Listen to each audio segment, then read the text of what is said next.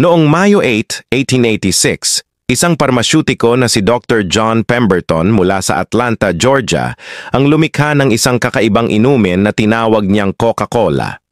Sa simula ginawa niya ito bilang gamot para sa pananakit ng ulo at pagod. Hinalo niya ang coca leaf extract at cola nut na parehong may caffeine at saka pinatamis gamit ang syrup. Nang una itong ibenta sa isang drugstore, inilalagay lang ito sa baso at hinahalo sa carbonated water. Hindi inasahan ni Pemberton na magiging patok ito bilang pampalamig kaysa gamot. Nang kalaunan, binili ng negosyanteng si Asa Candler ang formula at inilunsad ito bilang isang pambihirang inumin. Sa paglipas ng panahon, naging simbolo ang Coca-Cola ng modernong kultura, advertising, at global brand mula sa simpleng reseta ng parmasyutiko hanggang sa isa sa pinakasikat na soft drink sa buong mundo.